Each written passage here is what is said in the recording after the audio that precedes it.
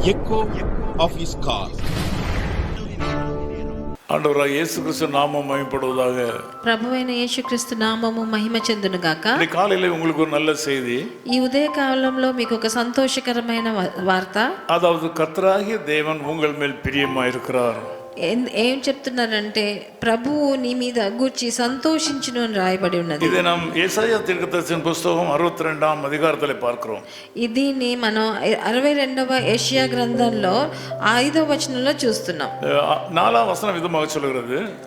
5వ వచనం ఎలా సెలవిస్తుంది? கர்த்தர் உன்மேல் பிரியமாய் இருக்கிறார். నీ దేవుడు నిన్ను గూర్చి సంతోషించును అని. இதை வழக்கமாக நாம் படித்துவிட்டு கடந்து சென்று விடுகிறோம். ఇది మన ఊరికే అలా చదివి వెళ్ళిపోతూ ఉంటాము. எனக்கு இந்த வேதத்தில் மிக இஷ்டமான ஒரு வசனம் இது. ఇది నాకు చాలా ఇష్టమైన వచనం దీంట్లో. நான் அடிக்கடி இதை பார்ப்பதுண்டு படிப்பதுண்டு. నేను అప్పుడప్పుడు దీని గురించి చదువుతాను, ధ్యానిస్తాను. பிரியம் என்பது ఆழமான అన్బు. ఒకరు మన మీద సంతోషపడడం అంటే ఎంతో లోతైన ప్రేమ ఉండాలి. பிரியம் என்பது அளவிட முடியாத பாசம். అంటే ప్రేమ అభిమానం అన్నది చాలా లోతైన ప్రేమ. வழக்கமாக நான் உன்னை நேசிக்கிறேன் என்று சொல்வார்கள். కొంతమంది నేను నిన్ను ప్రేమిస్తున్నాను అని చెప్తారు. சூழ்நிலைகள் மாறும்போது விரோதிகளாக மாறிவிடுவார்கள். కానీ వాళ్ళ పరిస్థితులు మారినప్పుడు వాళ్ళు మారిపోతుంటారు. மனிதருடைய இந்த வார்த்தைகள் குறை உள்ளவை. మనిషి మాటలో ఎంతో కొరత ఉంది. நான் உன்னை நேசிக்கிறேன் என்று சொல்கிற வார்த்தை காலத்தால் மாறக்கூடியது. నీ మీద నాకు అభిమానం ఉంది అన్న మాట కొన్ని రోజుల తర్వాత మారిపోవచ్చు. குறை காணும்போது பலவீனங்கள் வரும்போது இந்த வசனத்தை இந்த வார்த்தைகளை விட்டு பின்வாங்கி விடுவார்கள். మన దగ్గర ఏదైనా కొరత వచ్చినప్పుడు, మనకి ఏదైనా అనారోగ్యం అయినప్పుడు, அதே நேரத்தில் வேதத்திலே சொல்லப்பட்டிருக்கிற இந்த பிரியம் என்பது நிலைவரமானது. కానీ వచనంలో సెలవించబడిన ఈ నీ గురించి సంతోషిస్తానన్న విషయం అది ఎల్లకాలము ఉంటది. அது அன்பின் உறைவிடம்.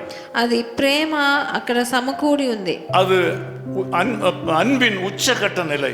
అది ప్రేమకి ఎంత హెచ్చైన స్థానం ఇవ్వచ్చో అంత ఇవ్వబడి ఉన్నది. சாதாரணமாக நெருக்கமான அன்புள்ளவர்கள் ஒருவருக்கொருவர் சரிசமமாக இருக்கிறவர்கள் தான் ஒருவர் அன்பா இருப்பார்கள்.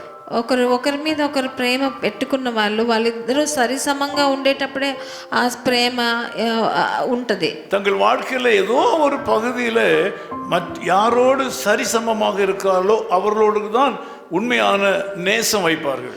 ఒకరు వాళ్ళ స్టేటస్లో సరిసమంగా ఉన్న వాళ్ళతోనే వాళ్ళు ప్రేమ ఉంచగలరు.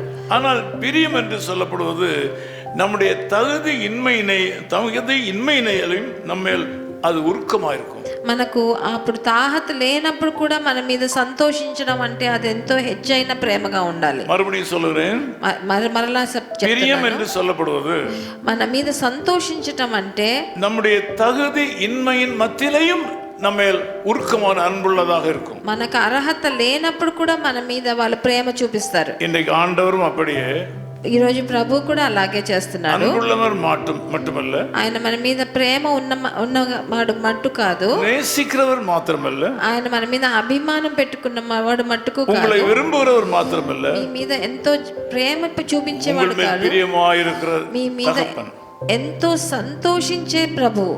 நம்ம ஒருத்தருடைய வாழ்க்கையிலும் அன்புள்ளவர்கள் இருக்கிறார்கள். కొంతమంది జీవితంలో ప్రేమ గలవారు ఉన్నారు. ஆனால் பிரியமாய் உள்ளவர்கள் வெகு சிலர் தான் இருப்பார்கள். కానీ వాళ్ళు మీ మీద సంతోషపడుతున్నారా అంటే అది చెప్పలేము. எனக்கு ஆயிரக்கணக்கான நண்பர்கள் இருக்கிறார்கள். మాకు ఎంతో వేల కొలది స్నేహితులు ఉన్నారు. அதில் விரல் விட்டு எண்ணக்கூடிய சிலர் மாத்திரம் எனக்கு பிரியமாய் இருப்பார்கள். కానీ మన మీద నిజమైన ప్రేమ గలవారు మన చేతిలో లెక్క పెట్టేసేవచ్చు. ஆண்டவர் அதே மாதிரியாக అలాగే ప్రభు ஒரு சிறிய கூட்டத்தினராக இருக்கிற மக்கள் ஒருவராக உங்களை வைத்து உங்கள் மேல் பிரியமாய் இருக்கிறார். మనం కొంత జనమైన మన మీద అభిమానం చూపించే ప్రభువుగా ఉన్నారు. உங்கள் வாழ்க்கை வளமடையும். అందుకని మీ జీవితం వర్ధిల్లుతుంది. ஒரு பிரியம் ஒரு மனிதனை பயன்படுத்துகிறது. మన మీద ఉన్న ప్రేమ అభిమానం మనని హెచ్చిస్తుంది. என்னுடைய தகப்பனார் சற்று கொடுமையான மனிதர். నా తండ్రి కొంచెం స్ట్రిక్ట్ అయిన మనిషే.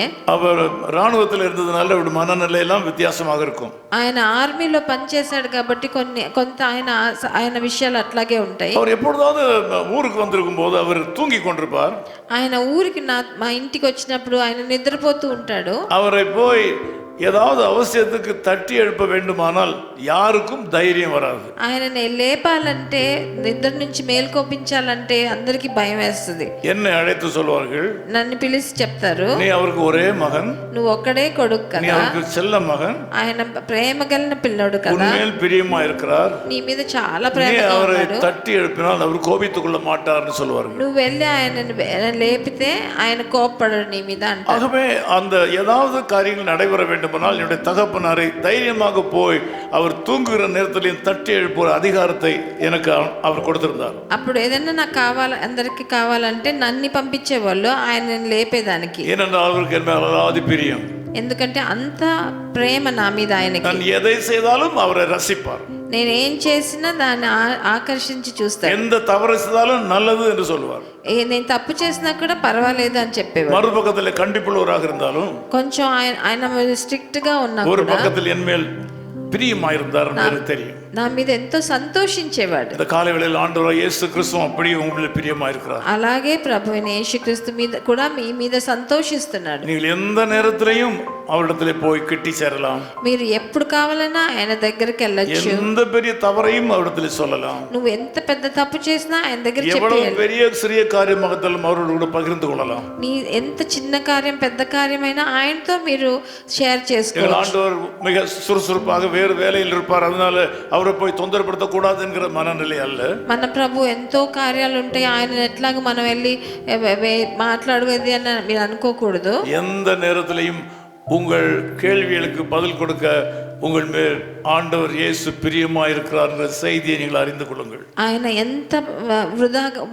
ఎంతో బిజీగా ఉన్నా కూడా మీ విషయాలు విని మీకోసం సెలవిచ్చే దేవుడు ఆయన తెలుసుకోండి. நான் உங்களுக்காக ஜெபிக்கிறேன். మీకోసం ప్రార్థన చేస్తాను. நேசபிதாவே உமக்கு நன்றி செலுத்துகிறோம். ప్రియ తండ్రి మీకు వందనాలు స్తుతులు. ஏராளமான மக்கள் ஆவிக்குரிய அனாதைகளாக இருக்கிறார்கள். వీళ్ళందరూ ఎంతో ఆత్మీయులుగా అనాథలుగా ఉన్నారు తండ్రి. நீர் அன்புள்ளவராக இருந்தாலும் உம்முடைய அன்பை அனுபவிக்க முடியாமல் இருக்கிறார்கள். మీరెంత ప్రేమ గలవారన్నగా ఉన్నా కూడా ఆ ప్రేమని అనుభవించలేకుండా உம்முடைய நேசத்தை வெறும் சாதாரணமாக நினைத்து விடுகிறார்கள். మీరు వాళ్ళ మీద పెట్టిన ప్రేమని సులువుగా తీసుకుంటున్నారు తండ్రి. நீர் எங்கள் மேல் பாசம் வைத்திருக்கிறதற்காக ஸ்தோத்திரம். మీరు మా మీద ప్రేమను పెట్టి వందనాలు. நீர் எங்கள் மேல் பிரியம் வைத்திருக்கிறதற்காக ஸ்தோத்திரம். మీరు మమ్మల్ని చూసి సంతోషిస్తున్నారు, అందుకని వందనాలు. இந்த பிரியம் எங்களை உயர்ந்தவளாக மாற்றும். ఈ అభిమానం మమ్మల్ని హెచ్చిస్తుంది. நீர் எங்கள் மேல் வைத்திருக்க பிரியம் எங்களை உயர்ந்தவளாக மாற்றும். మీరు మా మీద పెట్టుకున్న ఆ తీవ్రమైన ప్రేమ మమ్మల్ని హెచ్చిస్తుంది. இந்த பிரியத்தை, இந்த செய்தியை கேட்கிற எல்லா மக்களுக்கும் இந்த காலையில கொடுப்பீராக. ఈ ఉదయకాలంలో నాతో ఈ మాట వినే ఒక్కొక్కరితో మీరు అలాగే చేస్తున్నారన్న ఆశిస్తున్నా. இயேசு கிறிஸ்துவின் நாமத்தில் ஜெபிக்கிறோம் பிதாவே. ప్రభువైన యేసుక్రీస్తు నామమున వేడుకుంటున్నాను తండ్రి. ஆமென். ఆమేన్. கொடுமையோர் சீரல் பெருவெள்ளம் போல அடிக்கையில் மோதிய மதில்களின் மீது, கொடுமையோர் சீரல் பெருவெள்ளம் போல அடிக்கையில் மோதிய மதில்களின் மீது, பலனுமே வேழைக்கும் எளியோர்க்கும் திடனாய் வெயிலுக்கு ஒதுங்கும் விண்ணிழலுமானார். பலனுமே வேழைக்கும் எளியோர்க்கும் திடனாய் வெயிலுக்கு ஒதுங்கும் நிழலுமானார். இயேசு நல்லவர், இயேசு வல்லவர், இயேசுவை போல் வேறோ நேசர் இல்லையே. இயேசு நல்லவர், இயேசு வல்லவர், இயேசுவை போல் வேறோ நேசர் இல்லையே. His Call Ministries, 10 Muhammad Abdullah 2nd Street, opposite International Cricket Stadium, Chepauk, Chennai 600005, India. Phone 914428528282. Mobile phone and WhatsApp 919841271858. Email sam@echoofhiscall.org. Website www.echoofhiscall.org. God bless you.